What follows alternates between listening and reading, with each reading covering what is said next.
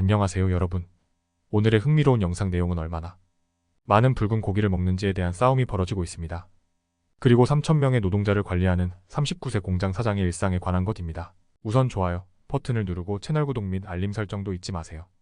여러분의 관심과 지지가 저희에게 큰 힘이 됩니다. 첫 영상은 미국 정부가 내놓은 새로운 시기 지침과 관련된 논쟁을 다뤄볼 예정입니다. 이번 이슈는 많은 분들이 관심을 가지는 주제인 붉은 고기 소비 제한과 관련되어 있습니다.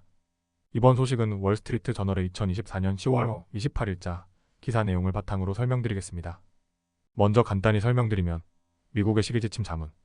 과학자들이 새롭게 초안한 권장안에서 미국인들에게 붉은 고기 섭취를 줄일 것을 권고하고 있습니다. 이 지침은 내년 발표될 예정이며 앞으로 콩, 완두콩, 렌즈콩과 같은 식물성 식품을 중심으로 한 식단으로의 전환을 촉구하고 있습니다. 이 새로운 권장안에 따르면 붉은 고기를 줄이는 것이 건강에 좋다고 주장하는 과학자들의 의견이 반영되었습니다. 특히 붉은 고기의 콜레스테롤과 포화지방이 심혈관 질환과 기타 건강 문제의 위험을 높일 수 있다고 보고된 바 있는데요. 실제로 붉은 고기를 많이 섭취하면 LDL, 즉 나쁜 콜레스테롤 수치가 올라가 심장질환 위험이 높아질 수 있습니다. 하버드 대학교의 월터 씨. 윌렛 박사에 따르면 높은 LDL 수치는 심장마비 위험을 크게 증가시킨다고 합니다. 이에 따라 이번 권고안에서는 특히 붉은 고기와 가공육 섭취를 줄이고 건강한 지방과 식물성 단백질을 강조하고 있습니다. 이번 권장안 초안이 공개되면서 육류 산업계의 반발이 이어지고 있는데요. 미국 축산농장협회에서는 이러한 제한이 영양소 결핍을 초래할 수 있다는 입장을 내세우고 있습니다.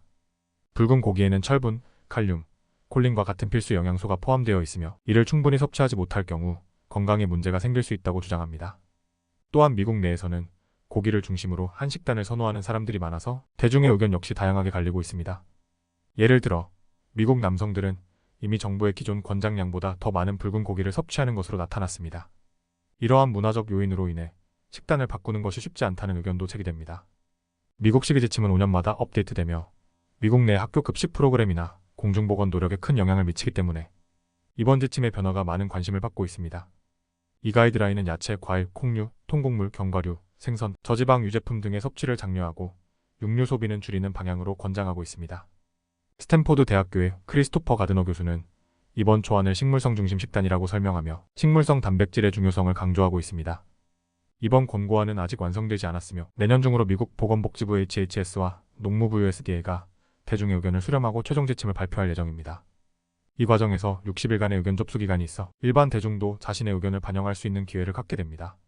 그렇다면 여러분은 이 새로운 가이드라인에 대해 어떻게 생각하시나요?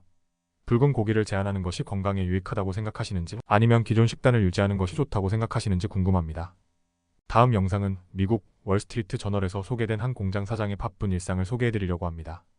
오늘의 주인공은 월풀 세탁기 공장에서 3,000명의 직원을 관리하는 라이언 딜랜드 라는 39세의 공장 사장입니다. 그는 어떻게 하루를 보낼까요? 그럼 바로 시작해볼까요? 딜랜드는 매일 아침 일찍 출근하여 미국 오하이오주의 클라우드에 위치한 거대한 세탁기 공장을 관리합니다. 이 공장은 하루에 22,000대의 세탁기를 생산할 수 있는 대형 시설로 수많은 복잡한 시스템이 돌아가고 있습니다. 이런 복잡한 환경 속에서도 그는 공장을 축구팀처럼 운영하며 직원들을 각자의 역할로 나눠 책임을 맡기고 있습니다. 7시 15분 아침 회의와 첫 업무 점검. 딜랜드의 아침은 직원들을 모아 전날의 성과를 점검하는 회의로 시작됩니다. 여기서 그는 생산 수치와 함께 발생한 문제를 검토하며 필요한 조치를 지시합니다. 예를 들어 어떤 생산구역이 7분간 중단된 이유를 분석하고 대책을 마련합니다. 딜랜드는 대부분의 회의에서 말을 많이 하지 않고 팀이 자율적으로 문제를 해결하도록 지원합니다. 7시 49분 인력 관련 회의. 딜랜드는 공장 인사 책임자와 가상회의를 통해 인력 충원 상황을 점검합니다. 공장은 새로운 교대 근무를 위해 약 200명을 추가로 고용해야 하는 상황인데 다행히 광고와 취업 박람회 덕분에 필요한 인력을 충당하는 데에 속도를 내고 있습니다. 이런 고용 증가는 공장 운영의 효율성을 높이는 중요한 부분입니다. 9시 7분 젠바 현장 순회. 딜랜드는 일주일에 2번 공장 현장을 직접 돌아다니며 직원들과 소통하는 젠바 워크를 진행합니다. 일본식 관리 방식에서 유래된 이 활동은 관리자들이 실제 현장을 돌아다니며 문제를 직접 보고 해결책을 찾도록 돕는 중요한 과정입니다. 오늘은 도구실의 들러 부품 유지 관리를 혁신한 사례를 직원과 이야기하며 비용 절감 성과에 대해 칭찬을 아끼지 않았습니다. 10시 28분 컨베이어 고장 문제 해결. 오전 중반 공장의 컨베이어가 작동을 멈추는 작은 고장이 발생했습니다.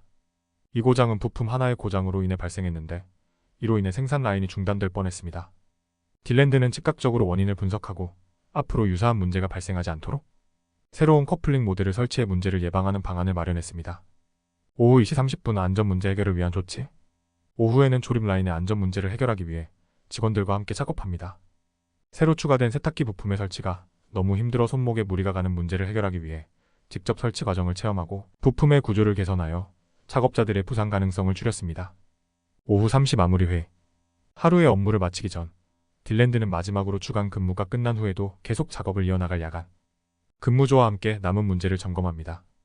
그는 팀이 페인트 시스템 문제 등 그날 발생한 작은 문제들을 잘 해결할 수 있도록 조언을 제공하며 마지막까지 전체 공장의 효율성을 높이기 위해 노력합니다. 이렇게 바쁜 일정을 마친 후 딜랜드는 다시 집으로 돌아갈 준비를 합니다. 그는 매일같이 공장을 효율적으로 운영하면서도 직원들이 안전하고 만족스러운 환경에서 일할 수 있도록 세심하게 관리하고 있습니다. 오늘의 이야기를 통해 여러분도 공장 사장의 하루가 얼마나 바쁘고 세심한 관리가 필요한지 알 수 있었기를 바랍니다. 오늘은 여기까지입니다. 다음 영상에서 더 유익하고 흥미로운 내용으로 찾아뵙겠습니다. 이 영상은 투자 의견이 아닙니다.